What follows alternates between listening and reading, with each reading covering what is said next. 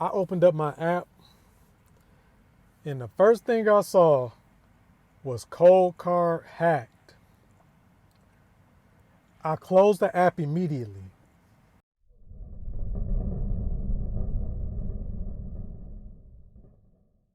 First of all, welcome back to the channel. I'm just here to talk about my thoughts on Bitcoin, man, as they sporadically arise in my head. If you want more content like this, make sure you subscribe to the channel, man. I try to come as frequently as I can, have some life events. My newborn son is here, so I ain't be able to drop his, often as I want to, but I'm still trying to give you something, man. So I appreciate y'all supporting. And if you like what you see, I appreciate if you like the video. I was just getting on here to look at some sports highlights, check out the deal on 9 to 5 toys, and get off, man. But y'all jumped on here talking about COLDCARD was hacked, man. I closed the app, bro. I'm not doing this with y'all today, man. Not today. Not COLDCARD, bro. Out of everybody, COLDCARD, bro. COLDCARD.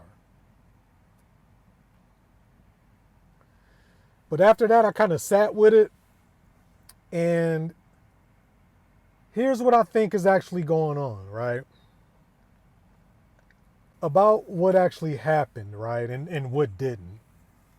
So COLDCARD wasn't hacked in the traditional sense, right? What happened was a random number generator in certain firmware versions, they didn't perform to the full 128-bit entropy. Basically, somebody at CoinKite didn't do their due diligence. Us humans, once again, man.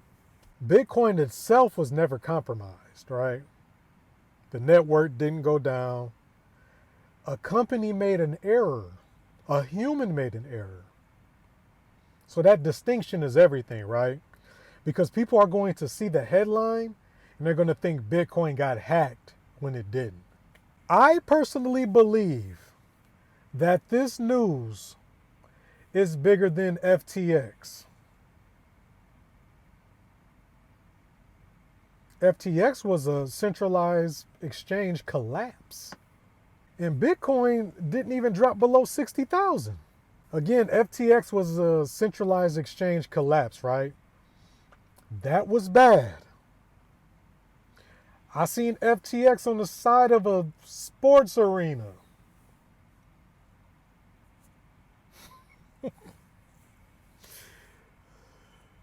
That was bad, man.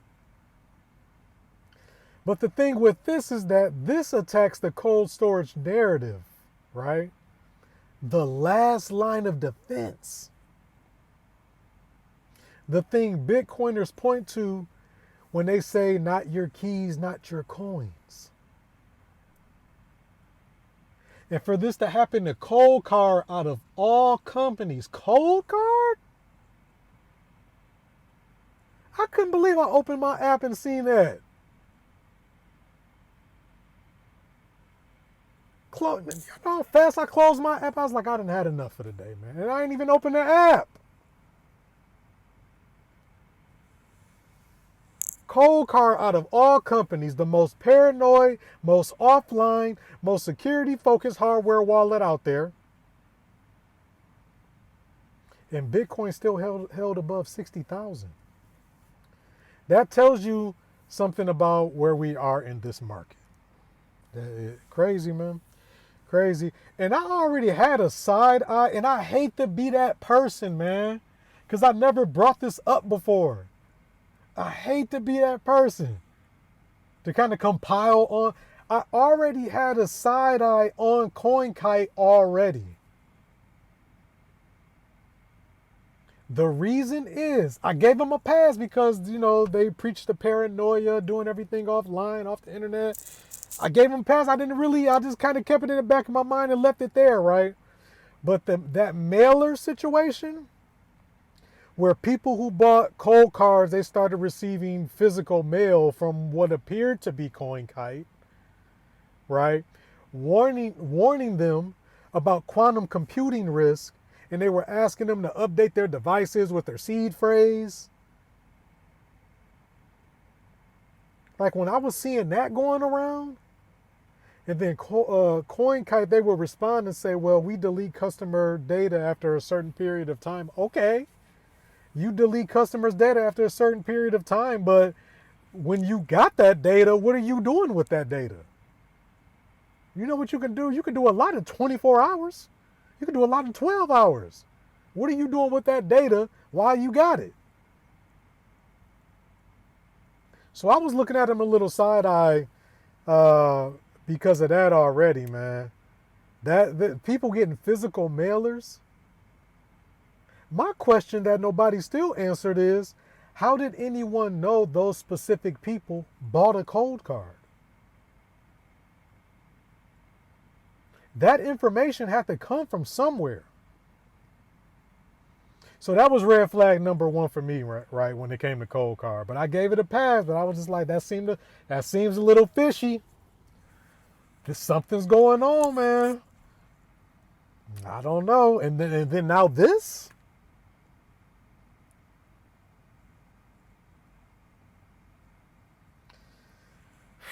That's tough, man. That's tough. I hate to be them people, man. Be one of those types of people. But I never got over that when I was seeing that. And I was seeing that from multiple people. They were saying that. It was like, why would they send me? First of all, why are y'all contacting me again? I done bought a cold card from you. Why are you following up with me? I could have bought that as a gift for somebody.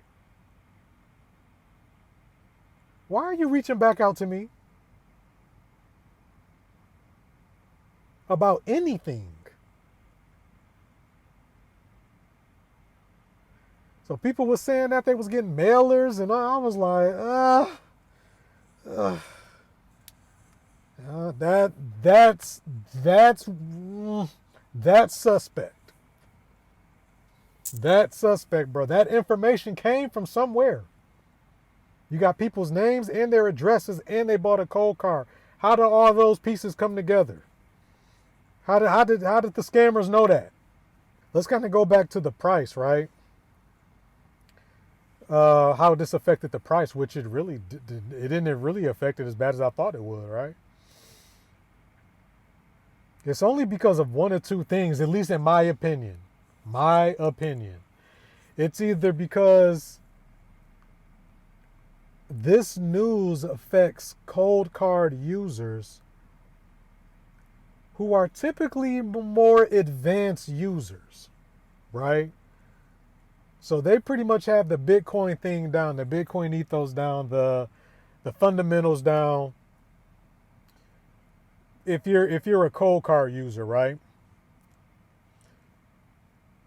Those people are not gonna run to sell because they're advanced users. They're just gonna migrate their funds over to a new wallet. So I think that's why the price didn't really drop. The other reason, bro, we never seeing 40,000 again, bro. If this didn't do it, ain't nothing gonna do it. But the only other reason I don't think the price dropped below 60,000 is because I think I could be wrong, man. I'm cool with being wrong on this, but this got to be the bottom. Cold card news, it can't get no worse than that. I can't see it getting any worse. I can't see it getting any worse than a headline that says cold card was hacked. That makes FTX news look like what? Again, I could be wrong, man. You never know where the price can go. I just want to say that. I don't think we ain't dropping below 60,000 after this news, man. We at the deepest discount we probably gonna get, man. Advanced users, they're not panicking, they're not selling, they're just migrating to a different wallet. That's pretty much it. Now, the retail investor who sees the headline and panic exactly who this news is gonna hurt the most, right? Not because of a technical issue, but because of a narrative. This is really going to hurt the retail investors. Going to keep them away. Now let's talk a little bit about how you can keep yourself protected going forward, right? I see a lot of people already talking about the dice rolls to generate your seed phrase, right? You know, you do about 50 dice rolls if you got a 12 word seed phrase, or do 100 rolls for if you want a 24. You know what I mean? Get a pair of dice, you shake it, you write the number down, you do that 50 times, right? You generate your seed phrase that way. That increases the level of entropy, right? The level of randomness, right?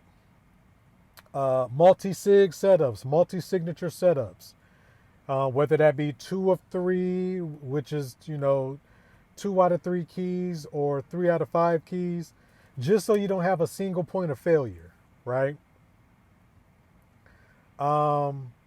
Diversifying. The only time I'm talking about diversifying is diversifying in your wallets. You know, compartmentalizing your holdings across different wallets for different amounts. You know, if my little stashy stash, I'm gonna have a little bit of Bitcoin here. I'm gonna keep it in this wallet. I'm gonna keep a medium-sized stack in this wallet. I'm gonna keep my long-term stack in that wallet. You know what I mean? You know, breaking it up a little bit. That's just an idea. I'm just throwing ideas out there at this point, right? Yeah, but just keep evolving your self-custody knowledge, because this isn't the end of cold storage, right? It's just a reminder that the responsibility to protect your Bitcoin is always yours, right? Don't move it back to an exchange. I mean, if you do move it back to an exchange, just to get yourself back together, you know, get yourself together, you know, move it back to this exchange, run your Audible. If you ever spent from any of your hardware wallets, generate new wallets, generate new keys, and then move your money back into cold storage, right? That'd be the only time I really recommend going back to an exchange, right? But don't move it into no ETF. Oh, goodness. Don't move it into no ETF, bro. Not financial advice. But go deeper into the rabbit hole. The deeper you go into the rabbit hole, the solutions are there. Don't get me wrong, the solutions are already there. They're already there. Okay?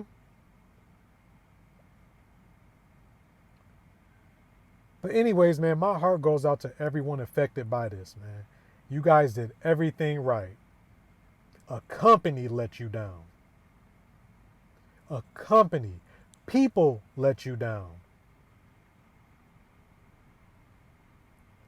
Please drop your thoughts in the comments. I want to hear specifically from the people who watch this channel. The people, I want to get a gauge on you guys' thoughts. The people that watch me, I want to know what's going on in your mind, man. I would love to talk about, if y'all go to my other videos, go to some of my previous videos and go to the comments. I'm in there. I'm in the trenches arguing, going back and forth. Not just arguing, but just engaging. I actually engage. I'll keep it going. So I would love to know y'all thoughts. I'm not just saying that just to say it. I would really love to know y'all thoughts, man. Let's talk about it. We're going to get out of here. Make sure you keep yourself protected.